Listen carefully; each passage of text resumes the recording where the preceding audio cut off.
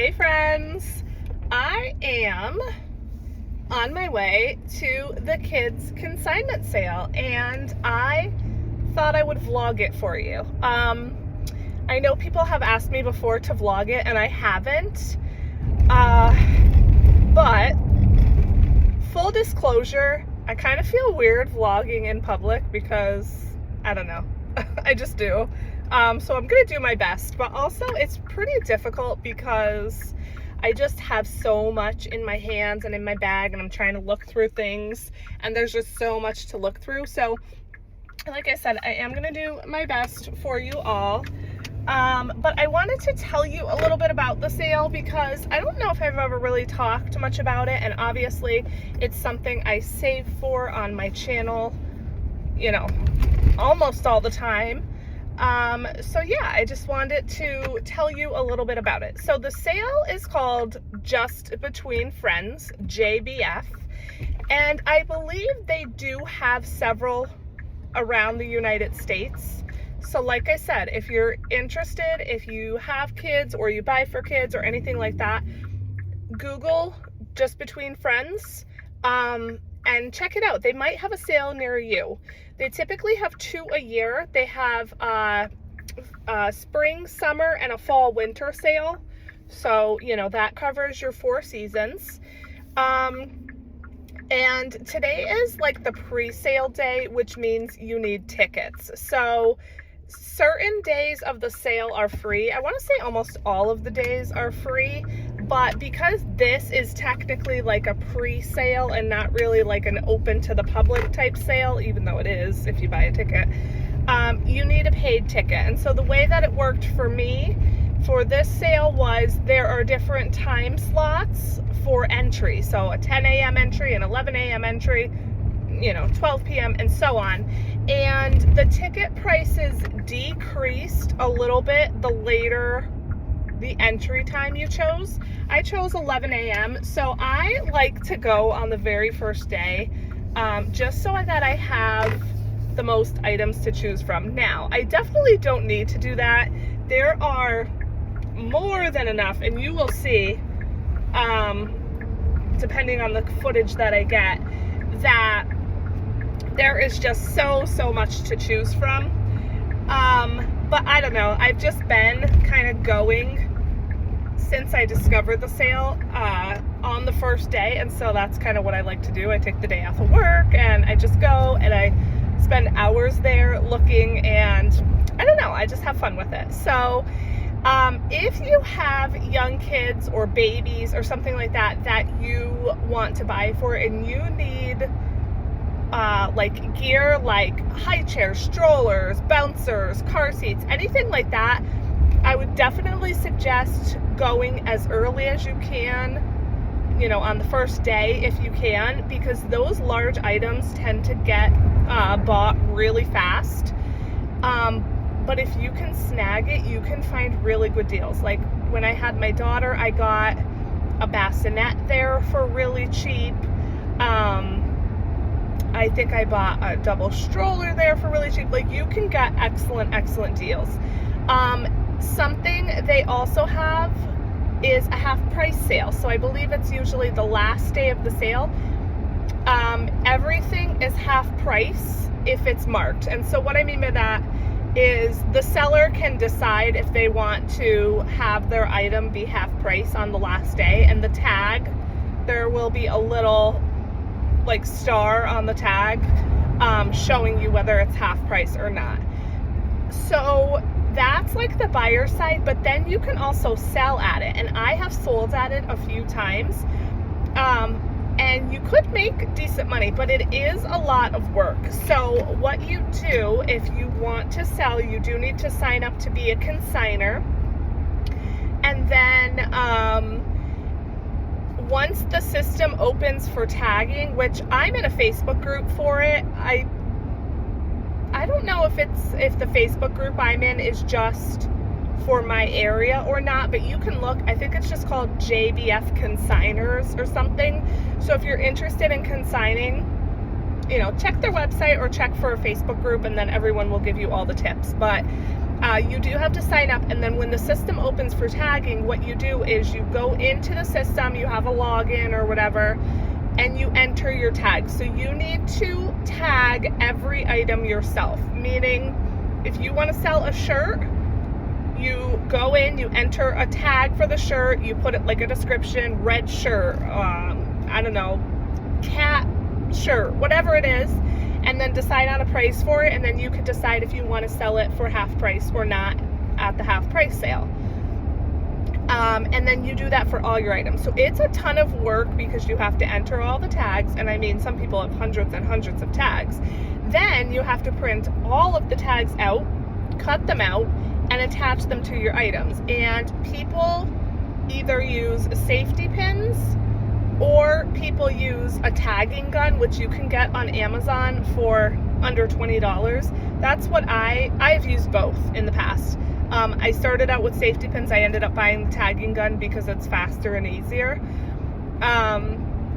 So you tag all of your items, and then you drop them off on the drop-off day, and then you can go into their system after every night of the sale and see like what your revenue is. I think you get, I don't know, 60% or something of what you charge. You don't get 100%. But I still have made a couple $100 per sale when I sold, but like I said, it's a lot of work. But I bought that bassinet, and then I went back and sold it at one of the next sales because I didn't need it anymore. So it's definitely a nice way to earn extra money, but also get rid of things that you don't need anymore, baby items, clothing, whatever. And they take a lot of stuff. So of course, baby and kids clothing, of course, like baby gear, like I said, high chairs, car seats, whatever, shoes, but other things too, like maternity items, kids bathing items, diapers, feeding items, books, toys and games. Like, so you can get rid of a lot of stuff in your house, and make some money for it if you're willing to put in that work of doing the tagging. One moment. This guy's not gonna let me over. Nice, real nice guy. Thanks a lot. So if you're willing to put in the work, you can definitely make some money and declutter your house at the same time. I recommend starting as early as possible. As soon as the tagging opens, I recommend starting because, again, it's a lot of work, and you do need to provide your own hangers. So either if you have spare kids hangers, or I think some stores give them away for free. Hit up your friends if they have extra hangers laying around. You can buy hangers, of course. So you do need to provide your own hangers also, and you don't get them back unless you take your items back. So the other thing about the sale, if you're a seller, is you can choose to donate any unsold items at the end, or you can pick them back up if you want to take them back home. So that's another choice as well, and it's really nice because at the end of the sale, anything that's unsold that's marked donate, they donate to local families and things like that in need. So it's wonderful. So I think that's everything about the sale. I'm gonna get there. I'm gonna take you in, hopefully, and try not to be awkward. And I'll see you there.